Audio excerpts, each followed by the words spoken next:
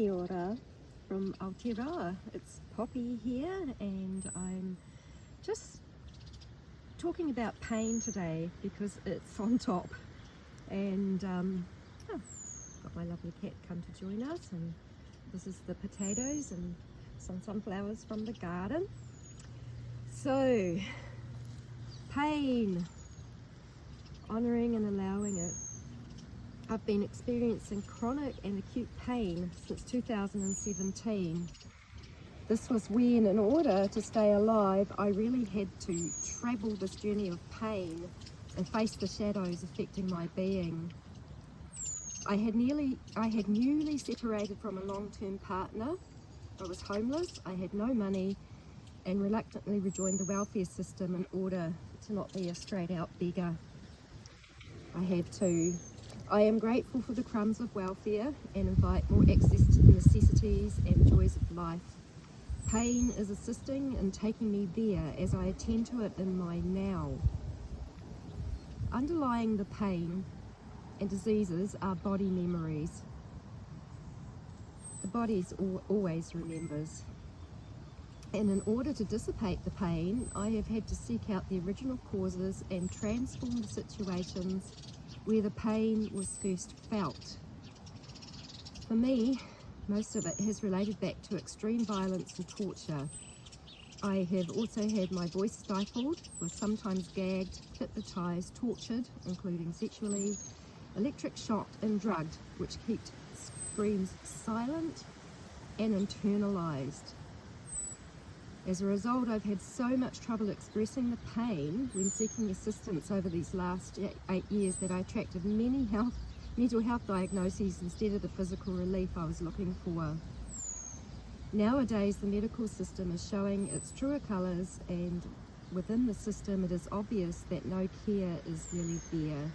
It's more about money and drugs. We are more than our bodies, emotions, thoughts and ways anyway. Although I do know many people that are part of the medical system that are truly beautiful, loving, caring people, but they are restrained in what they can do and what they can't do. But anyway, we are more than our bodies, emotions, thoughts and ways anyway. This is why people with health insurance, a cost beyond my resources, get assistance, and people like me who haven't been able to slave in the system due to health are gaslit, misdiagnosed and shut up conditions, turned away and largely ignored. So I've had to wear my big girl pants and learn how to navigate it mostly myself. It feels like this is by design, and I just received a message from another survivor that I deserve support too as I was writing this. I just love these beautiful survivor friends, which I'm getting closer to. I'm learning how to make friends because I haven't been able to trust. And really, people who haven't been through what I've been through or similar, it is actually difficult to connect. But yes, there is some alongside support that I value so much. It is survivors of similar who've had the heart capacity to be there for me, knowing fully well what it is like for themselves already. I have been doing public writing for 10 years now, and very few people would know the weight and pain and disease I've been working through, although there have been many who haven't been through anything like me who also wanted to shut me up. People would shut me up when I did talk about the pain. When I started to talk about it, it's like people were saying, no, don't talk about that, get over your past, and I hadn't even remembered. So people have become isolated from one another and also found one another because of the internet. However, the hugs and holding cannot happen on the internet. So I learned to hug and hold myself, which has been my opportunity to love myself. Self-love was just a concept for me for a long time, which means I wasn't actually able to love fully. I just wasn't. We often share or teach on topics that we are seeking to master, and since others are on similar journeys, we can inspire and empower others this way when we are balanced enough. Yeah, and I'm not saying that I can love completely yet now. It's a process, it's a journey of coming back and getting beyond all the pain that separated me from myself. Pain can be intensely severe due to dissociation. Dissociation protects the body for a time, but it also means the inflicted pain can be lodged in the body. And the pain can come up from triggers and events like solar storming. The solar storming involves the movement of light particles or photons in the form of plasma. Plasma holds consciousness. The sun is emitting so much at present, so it's an opportunity to face the pain and transform the suffering.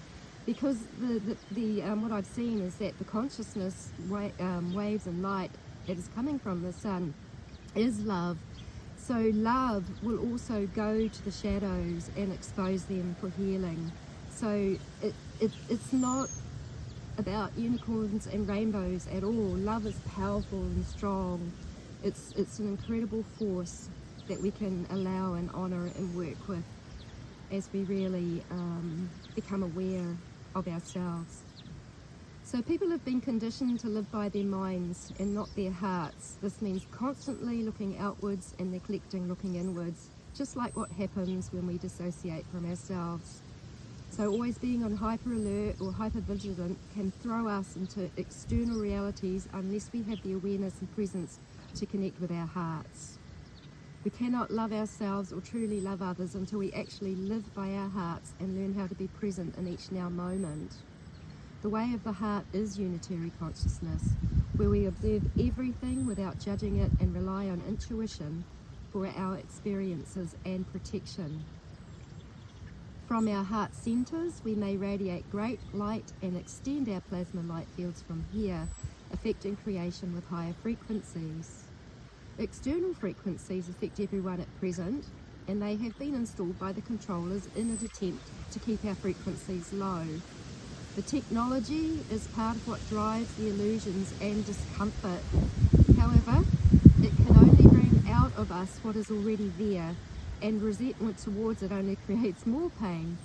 Eventually, these frequencies will be shut off as the system shuts down because we don't entertain it or rely on it anymore, or get distracted by it or invested in it and give our attention away to it, lose ourselves and distract ourselves from our own experience in our hearts. We may learn to trust ourselves even in seemingly adverse circumstances. Our hearts are well worth trusting. They are true to us when we are staying present within its field of love. Here are some things that I'm doing to self-heal. I am grateful for the conversations with trustworthy friends that introduce these ways. Fascia release. The fascia holds emotions, and releasing the fascia is bringing out emotions that in turn allow me to reconnect with my jaw and ability to make sound. Toning with and to the pain. Some of these tones turn into cries and lamentations, especially when pain is very acute. The tone becomes more clear and even as the pain empties out. Sometimes I also benefit with pain relief to reduce it and then face it while it's at a lower level. My cat's clawing the stick. I'll show you. I had this little setup. She's got the stick. Yeah. Oh, sorry. She's such a beautiful distraction to my life. I love her so much. She teaches me self-love. She lives it. She's so present within herself. I learn so much from my cat. Okay, so sometimes I also benefit with pain relief to reduce it and then face it while it's at a lower level. I am sorting out a tendency to overdo it though, to be honest. I am listening to my heart to take me through these challenges. I am developing awareness of what my distractions and addictions are. I thank them and am reassigning responsibilities to them to feel and return to self-love. We need to work together to find the way back to loving presence and trust, to honour and to allow, observe and transform with the guidance of our hearts. I also have some wonderings about suicide programs. Perhaps other survivors may have insights on this or have experiences that they could share if they felt up to it. I still only remember pockets and pieces of what caused this pain. It seems to me that not only was the dissociation from pain and terror a relief to my little girl, but at times dying was too. She used to beg for mercy and relief and wish for death, but this was all from within inside. It couldn't be voiced, it couldn't be spoken. Was that perhaps how the suicide programming was created? I know it used to be activated whenever I tried to talk about what I was remembering. It's taken a lot to null out the suicide programs and soothe the parts that tried to step in to protect me from more harm by talking about it. My choice is for life now, due to finally finding the ability to love myself by undoing programming to hate myself. There was just so much. There was so much there to steal my heart, to dampen my light and separate me from love. Actual programs like heartless programs, Tin Man programs, purposeful MK Ultra programs, and they do this to all of humanity. I've heard now, it takes three generations for it to infuse into the family, becoming generational trauma. So my children are affected as well. Anyway, survivors, you are all living miracles. For every one of us, there were so many taken and so many turn a blind eye, which kept it going longer. I've had so much trouble coming to terms with that people ignore this and perpetuate the harm by turning away from it. We all have to face the shadow, and we have to face the collective shadow too to transform it. So I thank you to the survivors who are doing that, because there are many, many people who are not.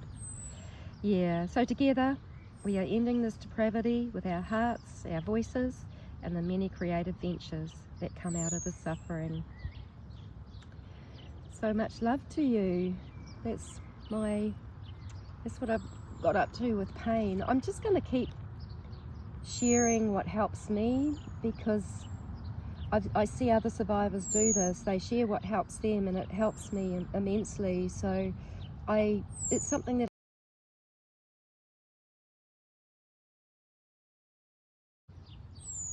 so it's something that I feel that I can do at this stage.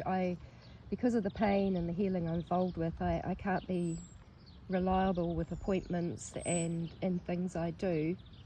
But I'm going to find my way up and out, and I will be there in a much stronger capacity for others in the future. I have a vision. I know that I will connect with others, and that we will make the most beautiful healing sanctuary spaces for people to come through and to be the love that they really are as they reconnect with themselves, with their hearts. So much love to you.